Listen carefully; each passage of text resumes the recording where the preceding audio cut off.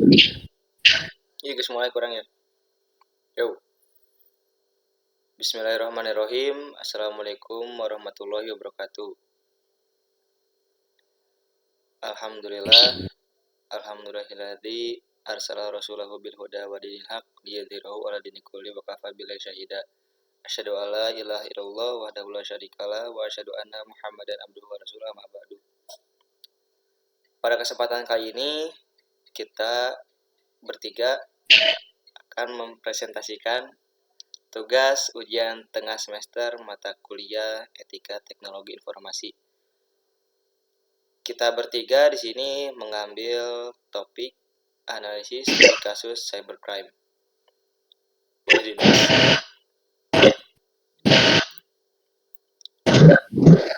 Baik, sebelum lanjut pada materinya, sebaiknya kita perkenalan dulu ya.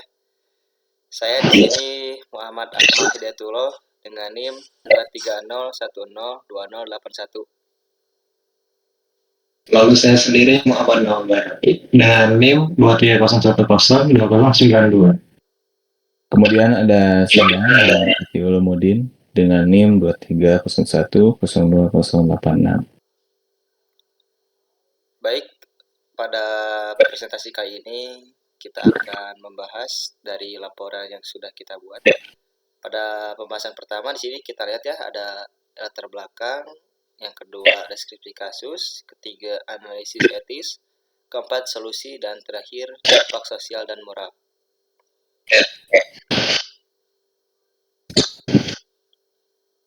Baik, pada poin pertama ada latar belakang. Mari kita bahas latar belakangnya terlebih dahulu ya.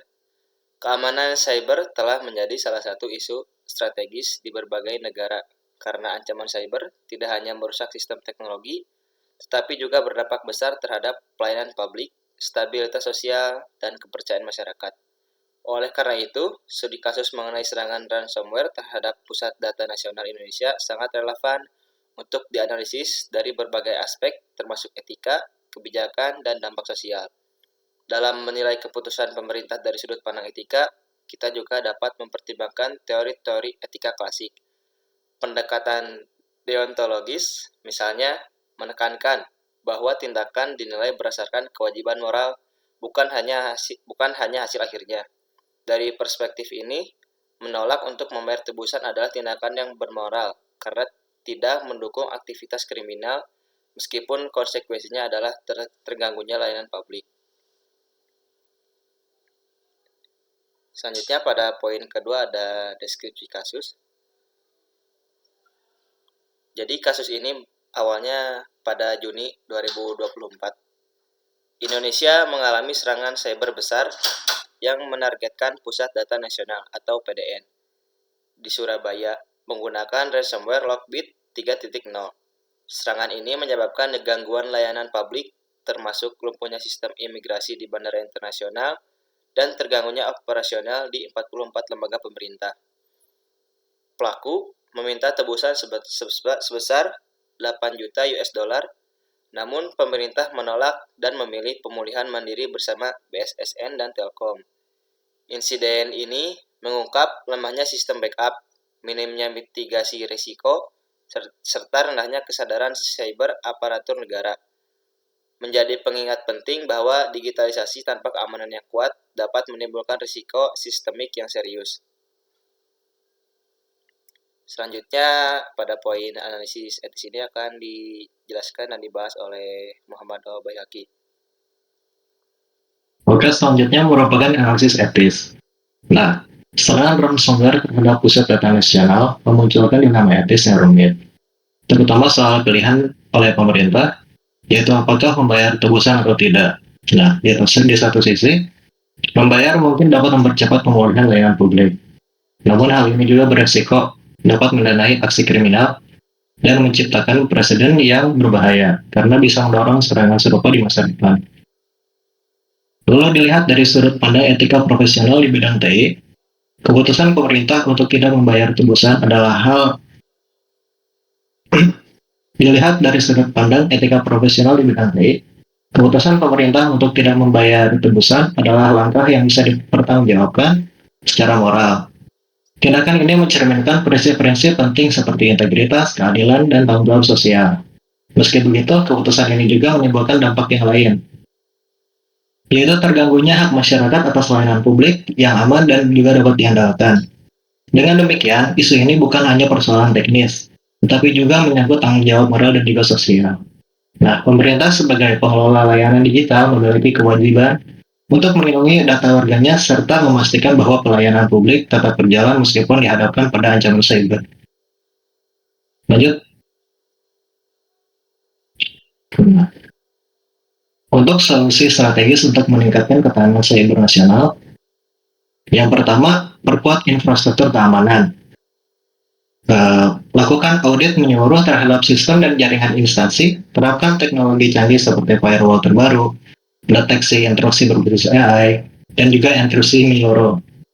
Lalu yang kedua ada edukasi dan pelatihan aparatur negara atau ASN.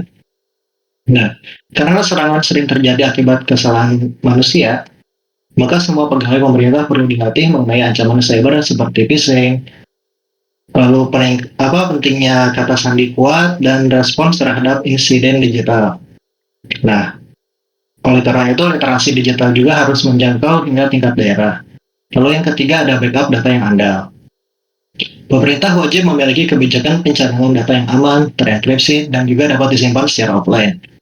Selain itu, sistem pemulihan harus diuji secara rutin untuk memastikan data bisa dikembalikan jika terjadi serangan. Lalu yang keempat, bangun kerjasama global.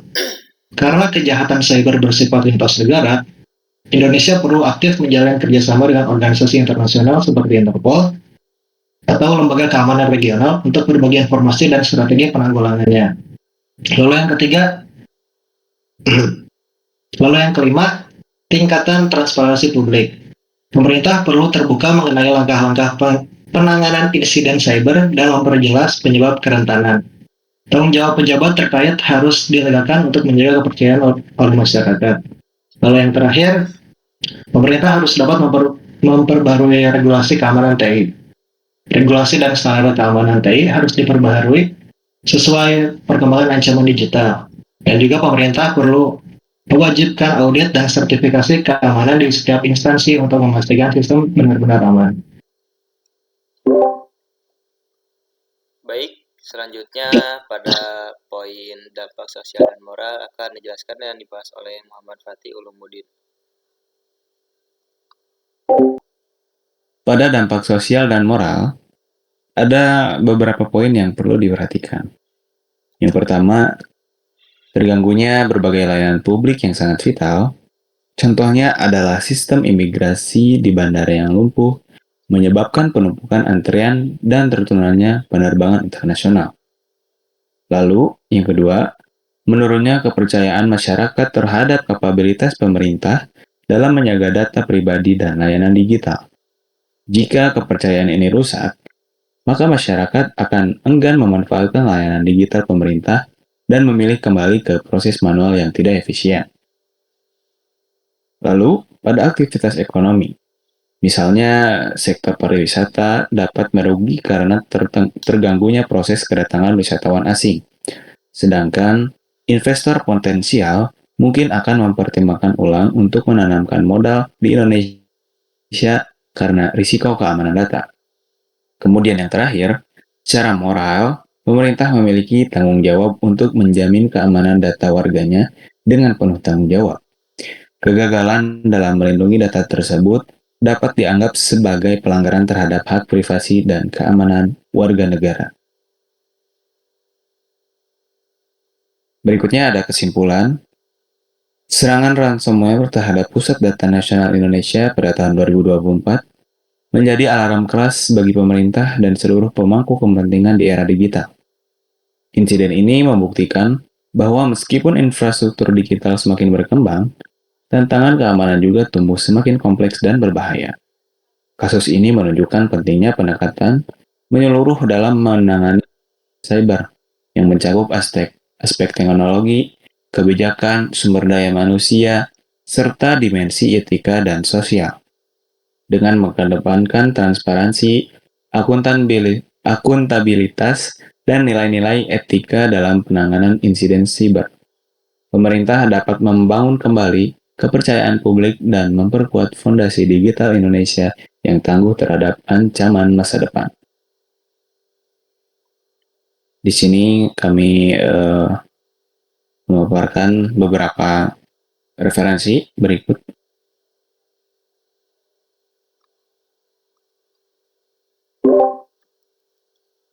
Baik, terima kasih.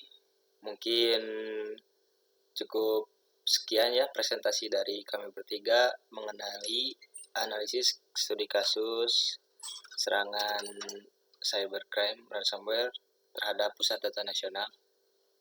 Mungkin cukup sekian, semoga mudah dimengerti dan dipahami.